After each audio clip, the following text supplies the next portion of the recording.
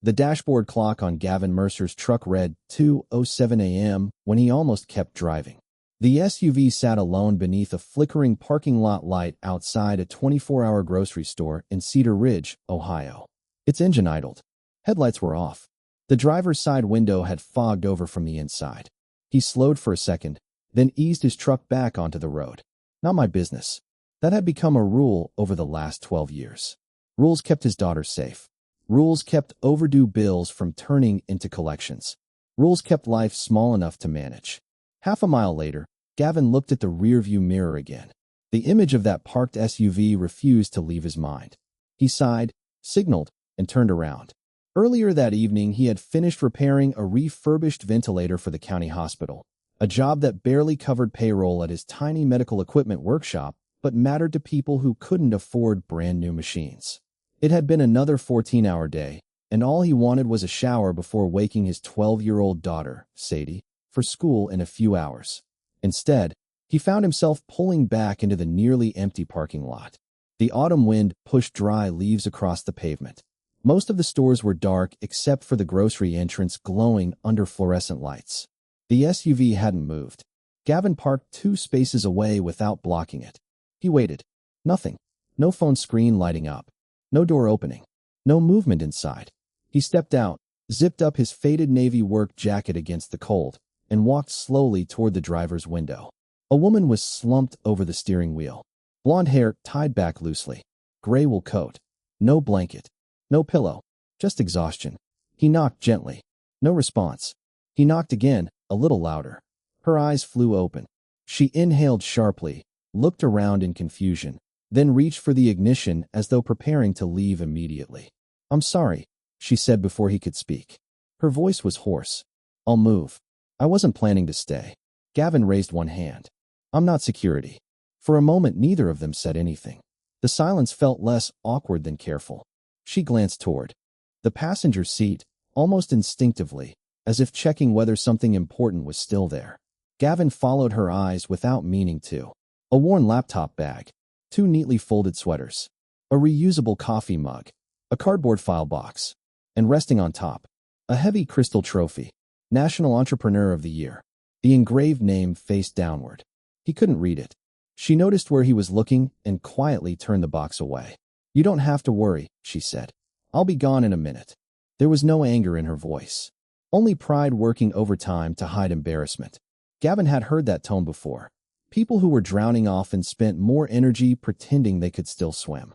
"Before we go any further, I'd love to know something about you. How old are you? Where are you watching from? And have you ever found yourself facing a moment that changed everything overnight?" Gavin slipped his hands into his jacket pockets. "I wasn't trying to bother you. I know. Do you need me to call someone?" She hesitated, long enough to answer the question without saying a word. "No. You sure?" Another pause, then a small nod. "I'm just figuring some things out." Gavin looked toward the grocery store entrance. A delivery truck rolled past without slowing. The parking lot returned to silence. He could leave now. That was the sensible choice. Sadie would be asleep when he got home, and the alarm would ring in less than 4 hours. He had responsibilities. He had boundaries. He had promised himself years ago that he would never drag a stranger's chaos into his daughter's life. Yet something about the way the woman sat there, with a trophy from a different life beside a cardboard box that looked like it held everything she still owned, made walking away unexpectedly difficult.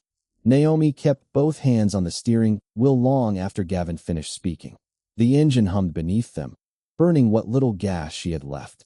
She knew she should turn it off, but the soft vibration made the SUV feel less like a parking space and more like a room. It was the last place in the world that still belonged to her, even if only because nobody else wanted it. "I'm fine," she said again. Gavin didn't argue. He had learned years ago that repeating the same question rarely changed someone's answer. Instead, he looked toward the dashboard. The fuel gauge sat below a quarter tank. The windshield carried tiny scratches from old wiper blades. The registration sticker expired next month. Small details, the kind that quietly told a larger story. "My shop's about 15 minutes from here," he said. "If your battery dies before morning, I can come back with jumper cables." Naomi almost smiled. "That's a strangely specific offer. I fix things. Cars. Mostly medical equipment. She blinked. I would have guessed construction. My daughter says everyone guesses construction. For the first time that night, the tension eased just enough for silence to feel ordinary instead of defensive. I appreciate you checking on me, Naomi said. Really? Gavin nodded once. Then I'll let you get some rest. He turned and walked back toward his truck without asking another question. Naomi watched him leave. Most people either pushed too hard or looked away completely. He had somehow done neither. She leaned back against the seat and closed her eyes, but sleep refused to return. Instead, memories arrived. Not the triumphant ones people expected whenever they heard her name. Not magazine covers. Not conference stages. Not interviews. The beginning. 21 years earlier, she had rented half of a garage behind an auto repair shop outside Columbus. The roof leaked every spring, and the heater worked only when someone kicked it hard enough. Her first desk had been an old wooden door balanced across two filing cabinets. She wrote business plans during the day, built prototypes at night, and answered customer support calls herself because there wasn't anyone else to answer them. Back then, she measured success differently. One new client meant another month of payroll. One employee meant another family counting on her. Growth had felt personal. Then investors arrived. Awards followed. New offices. Larger contracts. National attention. Every victory demanded another one. Every milestone became the starting line for the next race. People praised her for moving fast. She began believing speed was the same thing as leadership. When senior managers warned that expansion was outpacing infrastructure, she thanked them for their concern and signed the contracts anyway. When her chief financial officer suggested slowing acquisitions until debt stabilized, she replaced him with someone more optimistic. She told herself that caution belonged to companies afraid of becoming great. Looking back, she couldn't remember the exact day confidence had quietly become arrogance. She only remembered how impossible it had become to admit uncertainty. 3 months ago, the first domino fell. A major partner withdrew financing after rising interest rates changed the economics of several long-term projects. Naomi responded the only way she knew how. She borrowed, guaranteed loans with her own assets, promised investors the downturn would pass, expanded again to protect market confidence. Each decision solved this week's problem while making next month's catastrophe larger. The collapse wasn't dramatic. There was no single explosion, just one missed payment, then another. Then lawyers, banks, board meetings that grew shorter every week because there was less left to save. When bankruptcy proceedings began, the headlines focused on numbers. Millions lost. Hundreds of jobs affected. Commentators debated strategy. Television hosts called it one of the fastest corporate collapses of the decade. Nobody talked about the apartment she quietly emptied herself because she couldn't afford movers. Nobody mentioned the storage unit she couldn't keep. Nobody saw her carrying framed family photographs into the back of an aging SUV because every other possession had already been sold or surrendered. The Crystal Award on the passenger seat was supposed to be packed away too. She couldn't explain why she had kept it. Maybe to remind herself that she hadn't imagined the life she once built. Or maybe because throwing it away would make everything final. Her phone buzzed. Unknown number. She ignored it. 30 seconds later it buzzed again. Voicemail. Then silence. Outside, the parking lot slowly filled with employees arriving before dawn. Naomi lowered the driver's seat a little farther and pulled her coat tighter around herself. For the first time in her adult life, tomorrow held no meetings, no board agenda, no quarterly targets. Only unanswered questions. Across town, Gavin unlocked the front door of his modest house just before 3 in the morning. The hallway nightlight still glowed. A pair of sneakers lay beside the stairs where Sadie had forgotten them again. He picked them up automatically. Routine had become its own language in their home. He glanced toward her bedroom. The door was cracked open exactly 3 inches, the way she always left it. Satisfied, he quietly closed the front door behind him. He told himself the woman in the SUV would probably be gone by sunrise. That was how these things were supposed to work. You crossed paths with a stranger. You wished them well. Then both lives continued in separate directions. Still, before heading upstairs, he found himself placing a set of heavy-duty jumper cables beside the front door, just in case. The next morning arrived with the kind of clear October sky that made the air feel colder than the thermometer suggested. By 7:30, Gavin was already unlocking the doors of Mercer Medical Restoration, The small brick workshop he had spent 11 years building one repaired machine at a time. The sign above the entrance wasn't fancy. The paint had faded around the edges, and one corner leaned slightly after a spring storm years earlier. He had talked about replacing it every summer, then decided the money was better spent elsewhere. Inside, the shop smelled of machine oil, rubbing alcohol, and fresh coffee. He flipped on the lights, checked the work orders taped to a whiteboard, and mentally arranged the day. 2 infusion pumps needed recalibration before noon. A shipment of replacement valves was arriving after lunch. A rural clinic expected a refurbished patient monitor by Friday. There wasn't much room for surprises. That was exactly how Gavin preferred it. His phone buzzed. "Morning, Dad." Sadie's voice came through the truck's hands-free system as he drove her to middle school. "You remembered your science project?" "I remembered." "You remembered to eat breakfast?" "I had coffee." "Coffee isn't breakfast." He smiled despite himself. "You sound like your grandmother." "I'll take that as a compliment." After dropping her off, he watched until she disappeared through the school entrance before pulling away. He always waited. Always. Promises made to children after loss became habits that never really left. Back at the shop, work carried him through the morning with familiar rhythm. Unscrew. Inspect. Clean. Replace. Test. Repairing machines made sense because every problem had a cause, and every cause could usually be found if you looked carefully enough. People weren't built that way. Around noon, his employee, Luis Ramirez, walked into the office carrying 2 sandwiches. "You've been staring at that paperwork for 10 minutes, Luis said. "I'm reading." "You've been reading the same page." Gavin looked down. Luis wasn't wrong. His thoughts kept drifting back to the woman in the SUV. Not because he felt responsible, because something about the conversation refused to settle. She hadn't asked for money. She hadn't tried to explain herself. She hadn't even asked for sympathy. Most people who were truly desperate either hid it completely or wore it openly. She had done something different. She had protected her dignity with almost painful determination. Luis took a bite of his sandwich. "Everything okay?" "Met someone last night." Luis raised an eyebrow. "That sentence sounds more interesting than your usual Tuesdays." Gavin shook his head. "Not like that." He told him about the grocery store, the parked SUV, the woman. Nothing more. Luis listened quietly before asking, "You going back?" "I don't know." "You think she's still there?" "I hope not." "But..." Gavin leaned back in his chair. "I keep wondering what happens after someone says they're fine when they obviously aren't." Luis considered that for a moment. "My wife says people need 3 things before they'll accept help." "Oh yeah. They need safety. They need choices. And they need to believe saying yes won't cost them their pride." Gavin nodded slowly. That sounded true. Late that afternoon, after delivering repaired equipment to a rehabilitation center across town, his route naturally passed the same grocery store. He noticed the parking lot before he realized he had looked. The SUV was gone. He felt something close to relief. Good. She had moved on. That's what was supposed to happen. Life crossed paths. Life separated again. He drove another block before stopping at a red light. His eyes drifted toward the gas station across the intersection. A familiar gray wool coat stood beside an outdoor employment board near the convenience store. Naomi was copying phone numbers from handwritten job postings into a small notebook. She wasn't using her phone. Maybe she was saving the battery. Maybe the service had already been disconnected. The wind caught several loose pages.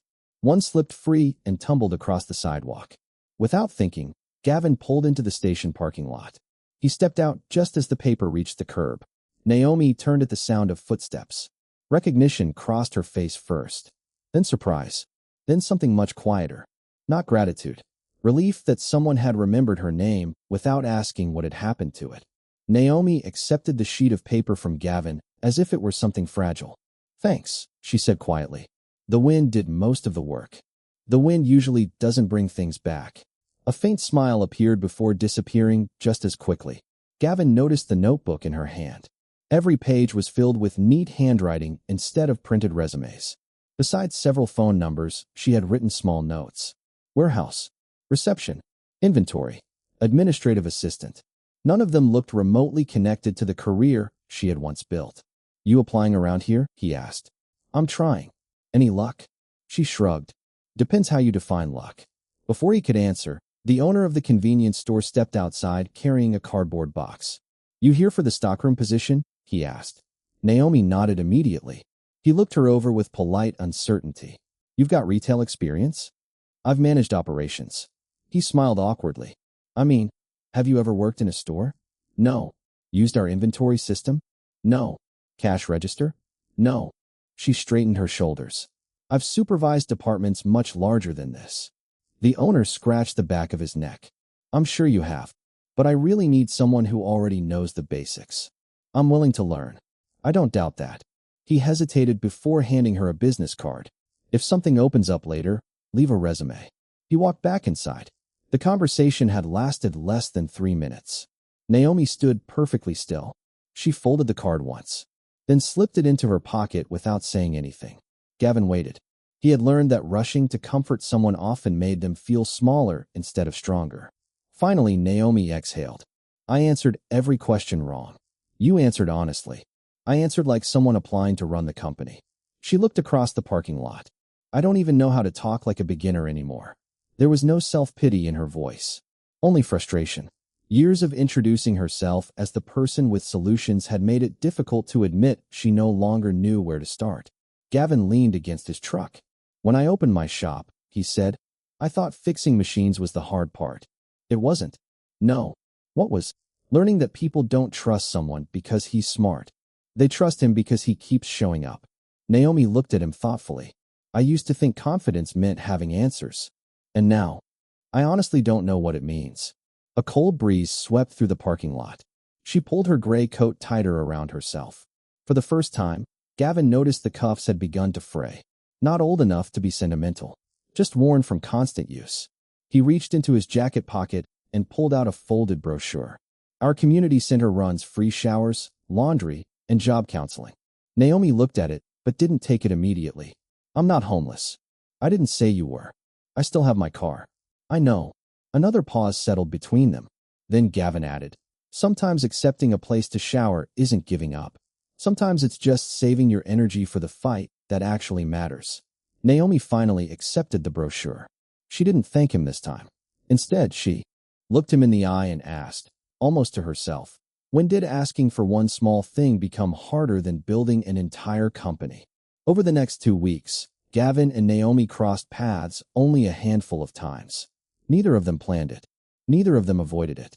The community center sat halfway between Gavin's workshop and the rehabilitation clinic, where he delivered refurbished equipment every Thursday. Sometimes he would see Naomi leaving with a clean backpack slung over one shoulder after using the laundry room. Other times she was already gone by the time he arrived. They never stayed long enough to become part of each other's routines. That suited Gavin. Helping someone was one thing. Becoming responsible for their life was another. Naomi threw herself into finding work with the same intensity she had once reserved for board meetings. Only now, intensity worked against her. At a local distribution warehouse, the hiring manager asked whether she had experience using handheld inventory scanners. I designed systems that tracked inventory across 4 continents. Naomi answered confidently. The manager blinked. I just need someone who knows this scanner. She didn't get the job. At a family-owned office supply store, she suggested 3 ways to improve customer flow before the interview had even ended. The owner smiled politely. We're really just looking for someone to stock shelves.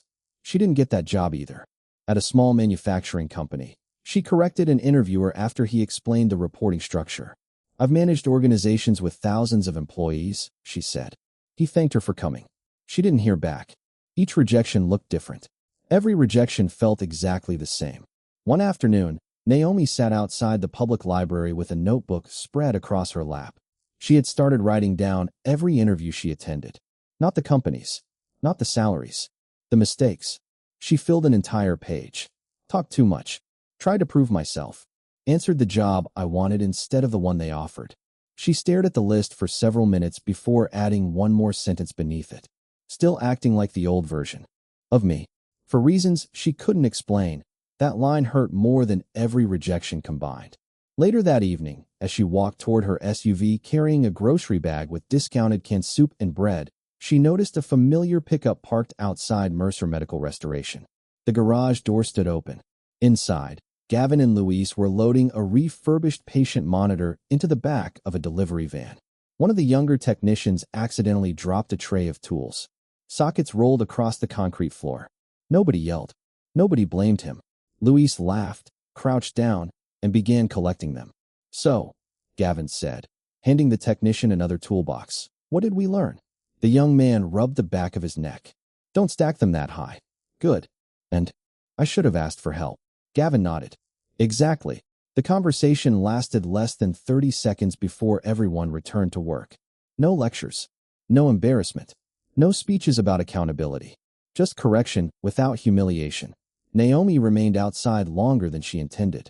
She remembered the last year before her company collapsed. Meetings where every mistake felt like an emergency. Managers competing to hide bad news.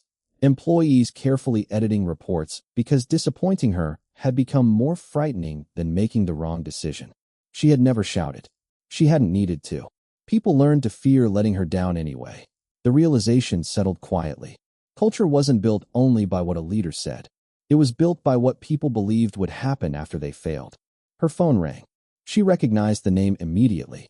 Daniel Cross, former lead investor, former board member, one of the few people who still had enough influence to change the direction of what remained of her company. She hesitated before answering. "Naomi." His voice sounded warm, almost friendly. "I've been trying to reach you. I know. I think it's time we stopped looking backward." She stayed silent. Daniel continued. "Some people are interested in relaunching the brand." Her grip tightened around the phone. "The brand doesn't exist anymore." "It could." Another pause. "We should meet." "When?" "Tomorrow morning. There's something you need to hear." Naomi looked through the open garage door one last time. Inside, Gavin was wiping grease from his hands with an old shop towel while discussing delivery schedules with Luis. A simple business. No marble lobby. No executive floor. No private jet waiting outside. Just ordinary people solving ordinary problems.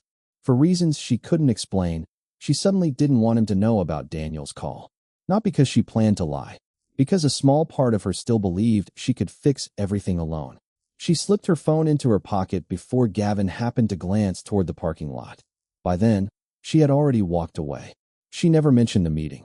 And without realizing it, she stepped onto the same path that had once cost her everything. Daniel Cross chose a quiet conference room in a downtown law office instead of a restaurant or a corporate boardroom. The room overlooked the river, but Naomi barely noticed the view. She noticed the polished walnut table, the untouched bottle of sparkling water, the leather folders already waiting in front of two empty chairs. Daniel stood as she entered. He looked older than she remembered, less polished. The gray at his temples had spread since the bankruptcy, though his tailored charcoal suit still fit him perfectly. "I'm glad you came," he said. "I almost didn't. I figured." They shook hands. Nothing more. No small talk. No pretending the last few months hadn't happened. Daniel slid one of the folders toward her. "We've been approached by a private investment group." Naomi didn't open it. "They bought the remaining intellectual property at auction." "I know. They're interested in rebuilding under the original brand." She remained silent. "They want credibility," Daniel continued. "Your name still carries weight with customers." Naomi finally looked down at the folder. The company logo stared back at her. For the first time since the bankruptcy, she saw it printed on paper instead of in memories. "What do they want from me?" "They want you back." The sentence landed harder than she expected. Not because it sounded impossible, because it sounded familiar. Daniel leaned forward. "They'll make you chief executive again." Her heartbeat quickened. "The salary? Better than before. The equity? Performance-based." The media would call it one of the biggest comeback stories in years. For one dangerous moment, Naomi could almost see the future. A new office. Employees returning. Headlines changing. People saying she had survived. Daniel watched the expression cross her face. Then he quietly added, "There are conditions." Naomi looked up. "The bankruptcy created legal exposure." "I know. The new investors don't want uncertainty." He opened another folder. Several names appeared across the first page. Former executives, department heads, operations directors, people who had worked beside Naomi for years. "What is this?" "They're proposing a revised responsibility agreement." She read further. The language sounded clean, professional, carefully written, but the meaning underneath was unmistakable. If enough former managers accepted operational responsibility for key decisions, Most of the remaining legal and financial pressure surrounding the relaunch would shift away from the new ownership group, away from Naomi, toward people who had trusted her. She looked up slowly. They followed my direction. Daniel didn't answer immediately. Some did. Most of these decisions were mine. I know. They warned me. I know. So why are we pretending otherwise? Daniel folded his hands. Because investors don't finance apologies. They finance certainty. And right now, certainty means separating leadership from the collapse. Naomi stared at the signatures waiting on the final page. Blank. Ready. One signature. That was all it would take to reopen the door she thought had closed forever. Daniel spoke carefully. No one's asking you to lie. She met his eyes. It feels close. They signed the reports. Because I approved them. They accepted the structure. They trusted me.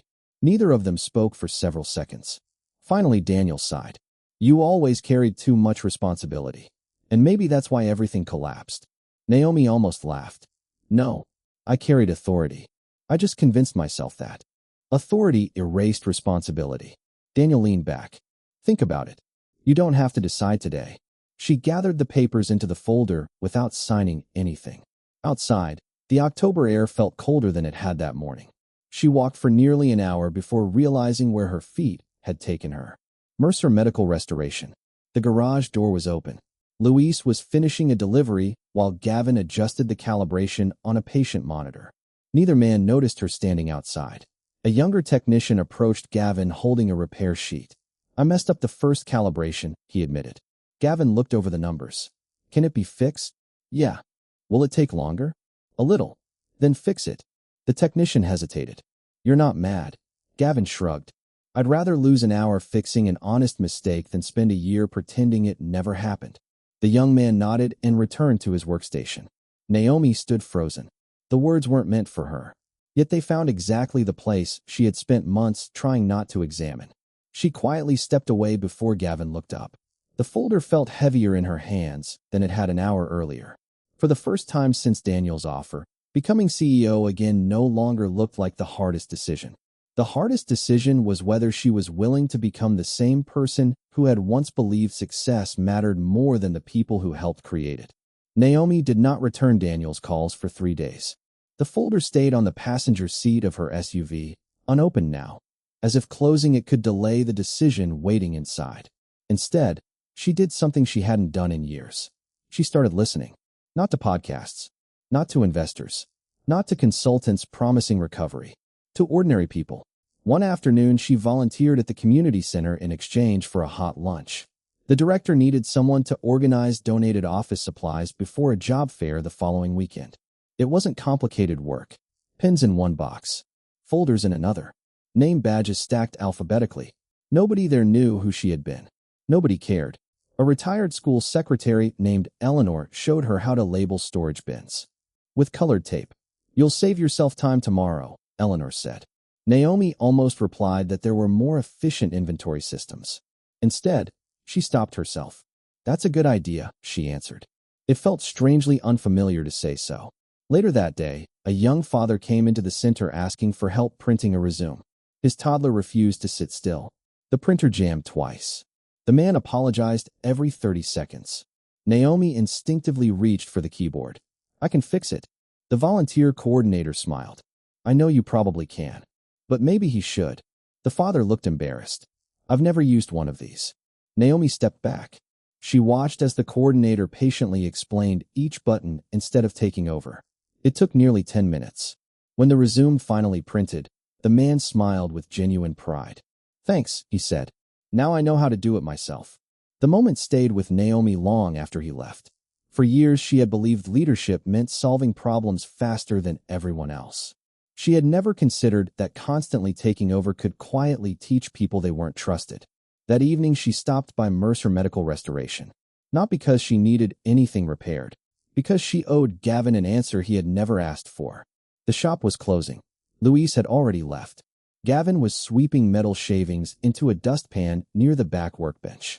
You work late a lot, Naomi said. He smiled without looking up. Machines don't check the clock. She leaned against the open garage door. I met someone. The investor? She looked surprised. I never told you. You didn't have to. You've had that same folder in your SUV for days. She laughed softly.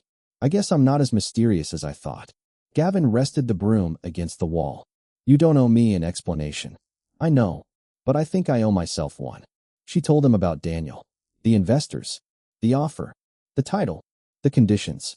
She left nothing out. When she finished, Gavin remained quiet.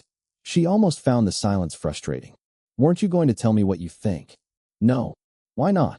Because you'll have to live with your decision longer than I will. Naomi folded her arms. I came here hoping someone would make this easier. I figured. And I don't think anyone should. She frowned. That's not very comforting. It isn't supposed to be. He picked up the broom again. My daughter asked me something a few nights ago. What? She wanted to know why I never fixed her science project when she got stuck. Naomi waited. I told her because if I built it for her, she'd have a perfect project. But she'd never know she could build one herself. Naomi looked down at the concrete floor. The words settled slowly. Not as advice. As responsibility. Before she left, the side door opened, and Sadie stepped inside carrying her backpack. She had come straight from after-school art club. She smiled politely at Naomi. Hi. Hi, Sadie. Sadie placed a sketchbook on the workbench. I drew the new logo for Dad's shop. Gavin looked at the colorful pencil drawing and grinned. I think that's better than my old sign. Sadie shrugged. It doesn't have to be perfect. It just has to be honest. Naomi looked from the drawing to Gavin, then back again. Neither of them realized they had said exactly what she needed to hear. That night she drove back to the grocery store parking lot where Gavin had first knocked on her window. She turned off the engine. For the first time since losing everything, she didn't think about how to get her old life back. She thought about what kind of person deserved to build a new one. The mediation room was smaller than Naomi remembered. Years ago, she had negotiated acquisitions in glass-walled boardrooms overlooking city skylines. Those rooms had been designed to impress before anyone spoke. This room had beige walls, fluorescent lights, and a long rectangular table scarred by years of coffee cups and legal folders. Nobody here cared about appearances. They cared about signatures. Daniel Cross stood near the window when Naomi arrived. He gave her a hopeful smile. I'm glad you came. So am I. You've made your decision? I have. He searched her face, trying to read the answer before she spoke. Around the table sat 6 attorneys, 2 representatives from the investment group, a bankruptcy mediator, and 3 former executives from Naomi's company. She recognized every one of them. Megan from finance, Victor from operations, Rachel from compliance. People who had spent years helping her build something they all believed would last. People who had trusted her judgment. The lead attorney opened the meeting. We appreciate everyone being here. He reviewed the proposed restructuring. Most of it sounded identical to what Naomi had already read. New ownership, new financing, new leadership, limited liability for future operations. Then came the final section. The responsibility agreement. The attorney spoke calmly. The revised documentation allocates operational accountability according to departmental oversight and executive reporting. Professional words. Clean words. Words designed to hide human consequences. The mediator slid a pen toward Naomi. If everyone agrees, we can finalize the framework today. Daniel looked at her. This gives the company another chance. Naomi nodded slowly. I know. She picked up the pen. Every eye in the room followed the movement. For several seconds, nobody spoke. Then she quietly set the pen back down. I can't sign this. Silence settled across the room. One of the investors leaned forward. I'm sorry. I said I can't sign it. Daniel frowned. Naomi. She turned toward him gently.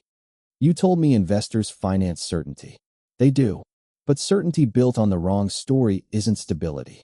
It's delay. The attorney adjusted his glasses. Ms. Whitaker, no one is suggesting inaccurate information. No. You're suggesting incomplete information.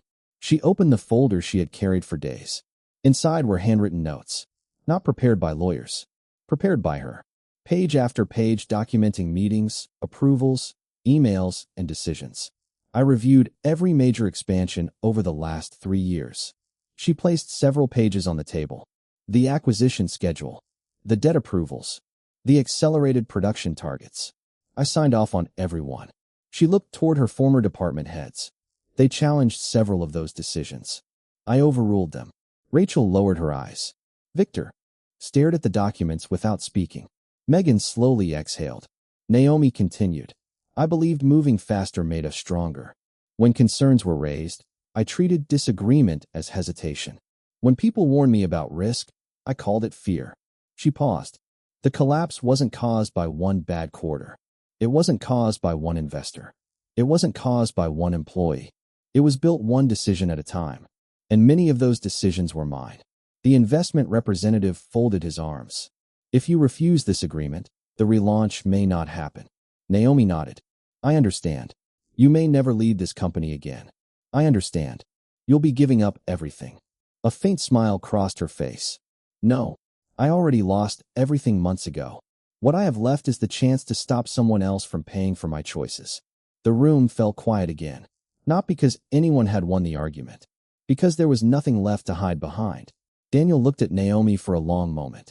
Then he slowly closed his own folder. I argued for this structure, he admitted. I told myself it was the practical solution. He glanced toward the former executives. I owe all of you an apology too. Nobody applauded. Nobody stood. There was no dramatic celebration.